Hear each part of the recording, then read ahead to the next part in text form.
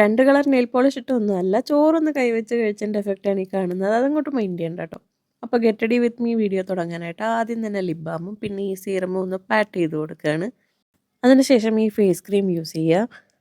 എന്ത് വന്നാലും മുടക്കാൻ പറ്റാത്തൊരു പ്രോഡക്റ്റാണ് സൺസ്ക്രീൻ. അതും ഇങ്ങനെ പാറ്റ് ചെയ്ത് കൊടുക്കുക. പാറ്റ് ചെയ്ത് കൊടുത്താൽ മതി, തനിയെ അബ്സോർബ് ആയിക്കോളും.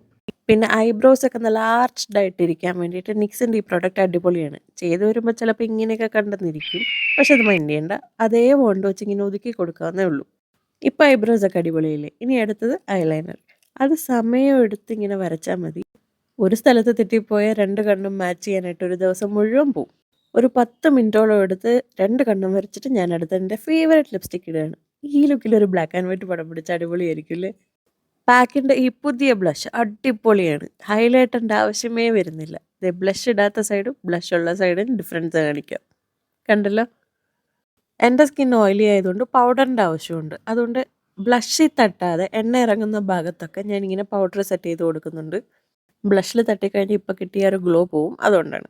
അങ്ങനെ ഫൗണ്ടേഷനും കൺസീലറും ഒന്നും ഇല്ലാത്തൊരു മേക്കപ്പ് ലുക്ക് ഇവിടെ റെഡിയായി. ഇനി മുടിയൊന്ന് എനിക്ക് ഫ്ലഫ് ചെയ്ത് കൊടുത്താൽ മതി, ഒരു വോളിയം കിട്ടാനായിട്ട്. ഞാനിട്ട് ഈ കമ്മലൊക്കെ പുറത്ത് കാണണമെങ്കിൽ മുടി കെട്ടി വെക്കണം. പക്ഷെ ചുരുണ്ട മുടി എന്ന് പറഞ്ഞാൽ അധികം ആർക്കും ഉള്ളതല്ലല്ലോ.